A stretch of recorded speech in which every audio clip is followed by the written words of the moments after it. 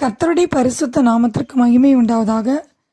இன்றைய வேதவசனம் உபாகமம் 4:7. நம்முடைய தேவனாகிய கர்த்தரை நாம் தொழுது கொள்கிற போதெல்லாம் அவர் நமக்கு சமீபமாய் இருக்கிறது போல தேவனை இவ்வளவு சமீபமாய் பெற்றிருக்கிற வேறே பெரிய ஜாதி எது? நாம் கர்த்தரை தொழுது கொள்ளும் போதெல்லாம் கர்த்தர் நமக்கு சமீபமாய் வருகிறார். தொழுகை நேரத்தில் நாம் கர்த்தருடைய பிரசன்னத்தை மிக சமீபமாய் உணர்கிறோம்.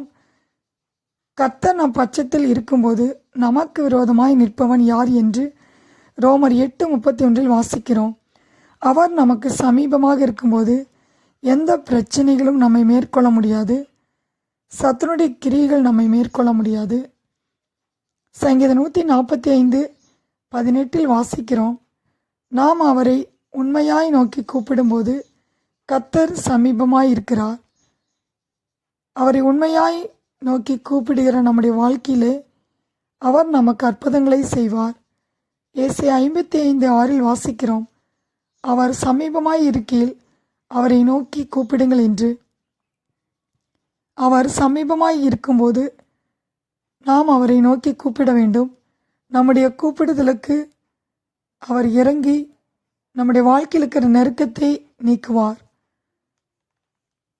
எபேசியர் 2:13 வாசிக்கிறோம், முன்னே தூரமாயிருந்த நீங்கள் இப்பொழுது கிறிஸ்து இயேசுவுக்குள் கிறிஸ்துவின் இரத்தத்தினாலே சமீபமானீர்கள். இயேசு கிறிஸ்துவின் இரத்தத்தினால் கிருபாசனத்தண்டை தைரியமாய் கிட்டி சேர்ந்து அவரை அப்பா பிதாவே என்று அழைக்கிறோம். நமது பாவங்களும் அக்கிரமங்களும் நமக்கும் தேவனுக்கும் இடையே பிரிவினையை உண்டாக்கியது.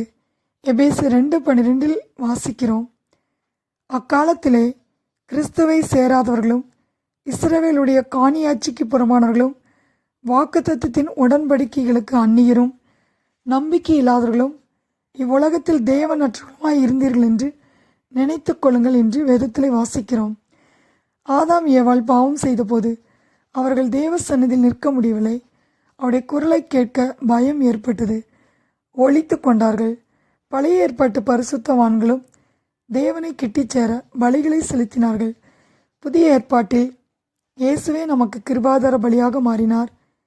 இதோ உலகத்தின் பாவத்தை சுமந்து தீர்க்கிற தேவ ஆட்டுக்குட்டி என்று யோவான் 1:29 யோவான் ஸ்நானகன் சொல்வதை பார்க்கிறோம். ஆம் பிரியமானவர்களே, அவருடைய இரத்தத்தினால் நாம் தேவனுக்கு சமீபமாகிவிட்டோம். அவர் நம்முடைய பாவத்தை சுமந்து தீர்த்திருக்கிறார். 1 பேதுரு 2:10 வாசிக்கிறோம், முன்னே நீங்கள் தேவனுடைய ஜனங்களாய் இருக்கவில்லை, இப்பொழுதோ அவருடைய ஜனங்களாய் இருக்கிறீர்கள். முன்னே நீங்கள் இரக்கம் பெறாதவர்களாய் இருந்தீர்கள், இப்பொழுதோ இரக்கம் பெற்றவர்களாய் இருக்கிறீர்கள்.